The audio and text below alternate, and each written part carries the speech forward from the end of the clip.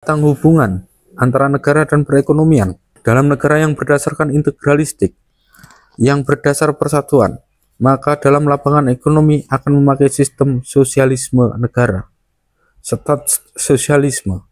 Perusahaan-perusahaan penting akan diurus oleh negara sendiri, akan tetapi pada hakikatnya negara yang akan menentukan di mana dan di masa apa dan perusahaan apa yang akan diselenggarakan oleh pemerintah pusat atau oleh pemerintah daerah, atau yang akan diserahkan kepada suatu badan hukum privat atau kepada seseorang.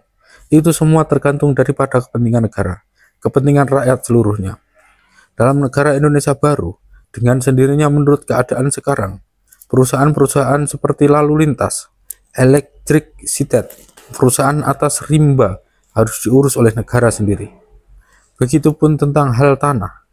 Pada hakikatnya negara yang menguasai tanah seluruhnya. Tambang-tambang yang penting untuk negara akan diurus oleh negara sendiri.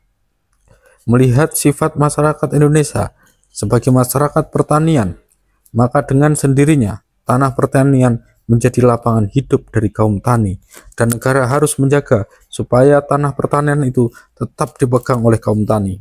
Dalam lapangan ekonomi, negara akan bersifat kekeluargaan. Juga oleh karena kekeluargaan itu sifatnya masyarakat timur yang harus kita pelihara sebaik-baiknya.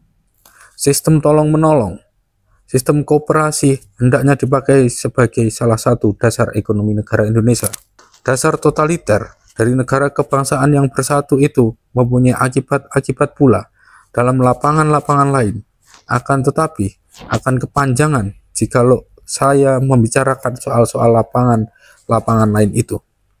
Sekian saja Paduka Tuan Ketua tentang dasar-dasar yang hendaknya dipakai untuk mendirikan negara Indonesia merdeka, atas dasar pengertian negara sebagai persatuan bangsa Indonesia yang tersusun atas sistem hukum yang bersifat integralistik tadi, di mana negara akan berwujud dan bertindak sebagai penyelenggara keinsafan, keadilan rakyat seluruhnya.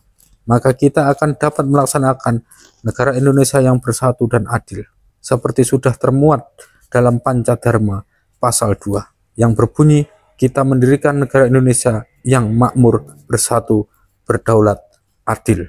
Maka negara hanya bisa adil jika negara itu menyelenggarakan rasa keadilan rakyat dan menuntun rakyat kepada cita-cita yang luhur menurut aliran zaman. Negara Indonesia yang berdasar atas semangat kebudayaan Indonesia yang asli, dengan sendirinya akan bersifat negara Asia Timur Raya, dan negara Indonesia yang terbentuk atas dasar dan negara Indonesia yang terbentuk atas aliran pikiran persatuan yang saya uraikan tadi pun akan dapat menjalankan dharmanya atau kewajibannya dengan semestinya sebagai anggota daripada kekeluargaan Asia Timur Raya. Terima kasih.